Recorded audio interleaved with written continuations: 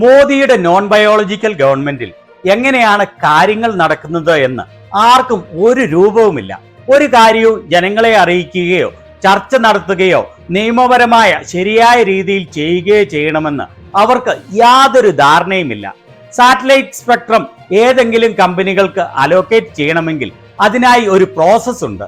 എന്നാൽ അങ്ങനെ ഒരു കാര്യവും നടന്നതായി ഇന്ത്യയിലെ ജനങ്ങൾ അറിഞ്ഞില്ല. പക്ഷേ കേന്ദ്ര റെയിൽ മന്ത്രി അശ്വിനി വൈഷ്ണവ് ഇലോൺ മസ്കിന്റെ സ്റ്റാർലിങ്കിന് ഇന്ത്യയിലേക്ക് സ്വാഗതം എന്ന് പറഞ്ഞ് ട്വീറ്റ് ചെയ്തിരിക്കുകയാണ്. എന്താണ് ഈ രാജ്യത്ത് നടക്കുന്നത്? ലോകത്തിലെ ഏറ്റവും വലിയ മുതലാളിയായ അമേരിക്കൻ പ്രസിഡന്റ് ഡൊണാൾഡ് ട്രംപിന്റെ ബെസ്റ്റ് ബഡിയായ ടെസ്ലയുടെ സിഇഒ ഇലോൺ മസ്കിന്റെ കമ്പനിയാണ് സ്റ്റാർലിങ്ക്.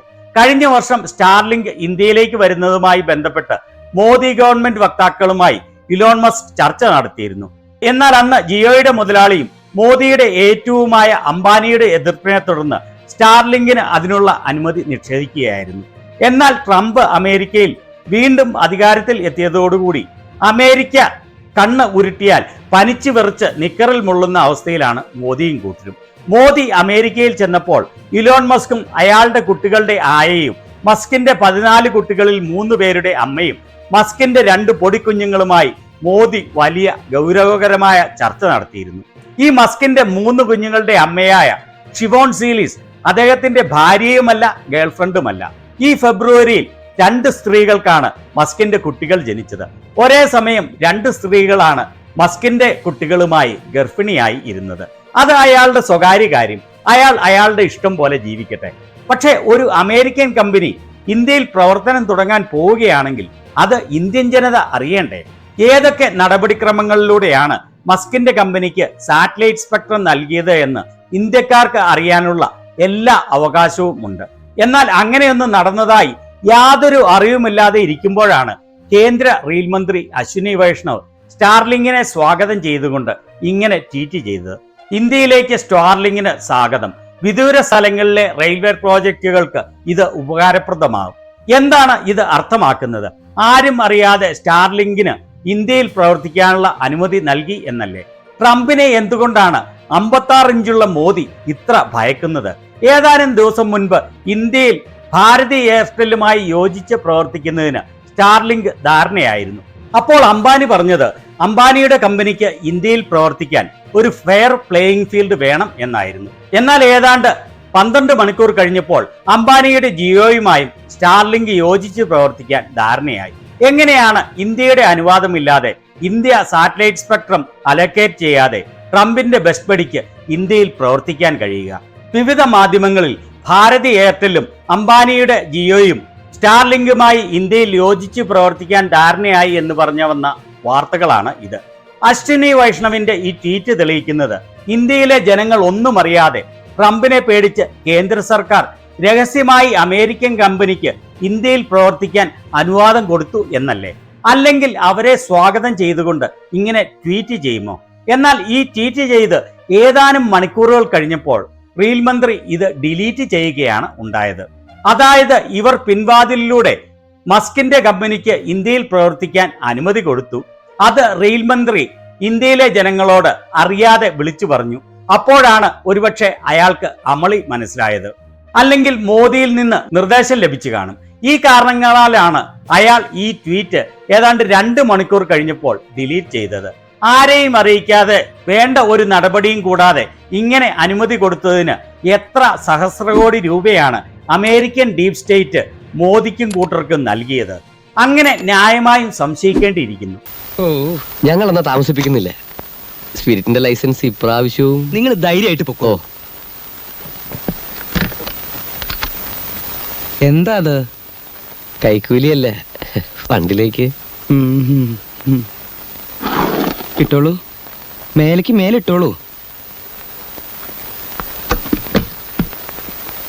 ഇനി പൊക്കോളൂ. എന്നാൽ അബദ്ധത്തിൽ ഇത് ജനങ്ങളെ അറിയിച്ചത് വേഗം തന്നെ അവർ മറച്ചു വയ്ക്കുകയാണ്.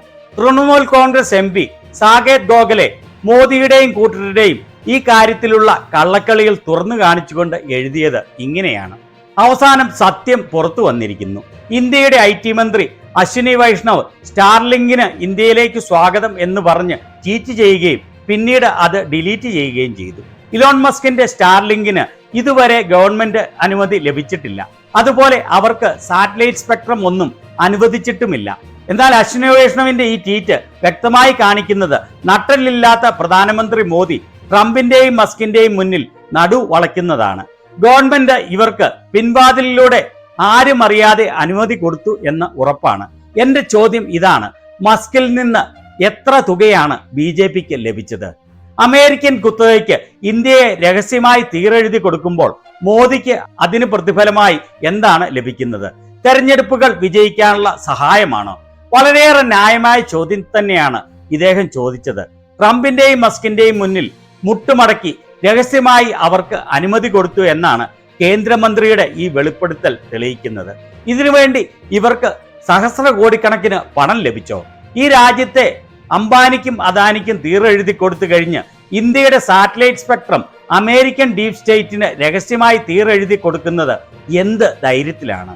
കോൺഗ്രസ് ഇതേക്കുറിച്ച് പറഞ്ഞത് ഡൊണാൾഡ് ട്രംപിന്റെ മുന്നിൽ നല്ല പിള്ള ചമയാൻ വേണ്ടി നരേന്ദ്രമോദി രഹസ്യമായി നടത്തിയതാണ് സ്റ്റാർലിങ്കും ആയുള്ള ഈ ഡീൽ എന്നാണ്. കോൺഗ്രസ് വക്താവ് ജയറാം രമേശ് പറഞ്ഞത് സ്റ്റാർലിങ്ക് ഇന്ത്യയിലേക്ക് വരുന്നതിന് കുറെ കാലമായി ശക്തമായി എതിർത്തിരുന്ന കമ്പനികളായ എയർടെല്ലും ജിയോയും 12 മണിക്കൂറുകളുടെ ഇടവേളയിലാണ് സ്റ്റാർലിങ്കുമായി പാർട്ട്ണർഷിപ്പ് പ്രഖ്യാപിച്ചത്. ഇതിൽ നിന്ന് വളരെ വ്യക്തമാണ് ട്രംപിന്റെ മുന്നിൽ നല്ല പിള്ള ചമയുന്നതിനു വേണ്ടി ഈ പാർട്ട്ണർഷിപ്പുകൾ ആസൂത്രണം ചെയ്തത് പ്രധാനമന്ത്രി നരേന്ദ്രമോദി അല്ലാതെ മറ്റാരുമല്ല. പക്ഷെ വളരെയേറെ ചോദ്യങ്ങളാണ് അവശേഷിക്കുന്നത്. അതിൽ ഏറ്റവും പ്രധാനപ്പെട്ടത് ദേശീയ സുരക്ഷയെ സംബന്ധിച്ചാണ്. ദേശീയ സുരക്ഷയ്ക്ക് വേണ്ടി ആവശ്യം വരുമ്പോൾ കണക്ടിവിറ്റി ഓൺ ആക്കാനും ഓഫ് ആക്കാനുമുള്ള പവർ ആർക്കാണ്? സ്റ്റാർലിങ്കിന് ആയിരിക്കുമോ? അവരുടെ ഇന്ത്യൻ പാർട്ട്നേഴ്സിന് ആയിരിക്കുമോ? സാറ്റലൈറ്റ് കണക്ടിവിറ്റി നൽകുന്ന മറ്റ് കമ്പനികളെയും അനുവദിക്കുമോ? അങ്ങനെയെങ്കിൽ എന്ത് വ്യവസ്ഥയിൽ? തീർച്ചയായും അതിനേക്കാൾ എല്ലാം വലിയ ചോദ്യം ടെസ്ല ഇന്ത്യയിൽ ഉൽപാദനം ആരംഭിക്കുമോ എന്നുള്ളതാണ്. ഇന്ത്യയിൽ പ്രവേശിക്കുന്നതിനുള്ള അനുമതി പിൻവാതിലിലൂടെ നൽകിയത് വഴി അതിനുള്ള ഏതെങ്കിലും ഉറപ്പ് ലഭിച്ചിട്ടുണ്ടോ? മോദി ഗവൺമെന്റിന്റെ കീഴിൽ ഇന്ത്യയിൽ എന്താണ് നടക്കുന്നതെന്ന് ഇന്ത്യക്കാർക്ക് ഒരു രൂപവുമില്ല. ജനങ്ങളെ സത്യം അറിയിക്കേണ്ടത് അവരുടെ കടമയോ ബാധ്യതയോ ആയി അവർ കണക്കാക്കുന്നേയില്ല. മറിച്ച് അവരുടെ ഒരു സ്വകാര്യ കമ്പനി പോലെയാണ് അവർ ഇന്ത്യയെ ഏകാധിപത്യപരമായി ഭരിക്കുന്നത്. വളരെയേറെ രാജ്യങ്ങൾ സ്റ്റാർലിങ്കിന് അനുമതി കൊടുക്കുന്നതിന് വിമുഖരാണ്. അവരുടെ ദേശസുരക്ഷയെ ബാധിക്കും എന്ന കാരണത്താലാണ് ഇത്. അങ്ങനെയുള്ള സാഹചര്യത്തിലാണ് മുൻപ് സ്റ്റാർലിങ്കിന് അനുമതി കൊടുക്കാതിരുന്ന കേന്ദ്ര സർക്കാർ അവരുടെ ഫൈനാൻസിയേഴ്സായ അംബാനിയെയും മറ്റ് കോർപ്പറേറ്റുകളെയും പിൻവാതിലിലൂടെ അമേരിക്കൻ ഡീപ് സ്റ്റേറ്റുമായി കരാർ ഒപ്പിടുന്നതിന് പ്രേരിപ്പിക്കുന്നത്. ട്രംപിന്റെ മുന്നിൽ പരിപൂർണമായി കീഴടങ്ങിയിരിക്കുകയാണ് മോദിയും കൂട്ടരുമെന്ന് അവർ തന്നെ വ്യക്തമായി തെളിയിച്ചിരിക്കുകയാണ്. ഇതുപോലെയുള്ള വാർത്തകൾ സത്യസന്ധമായി നിങ്ങളിലേക്ക് എത്തിക്കുന്നതിന് ചാനൽ സബ്സ്ക്രൈബ് ചെയ്യാൻ മറക്കല്ലേ.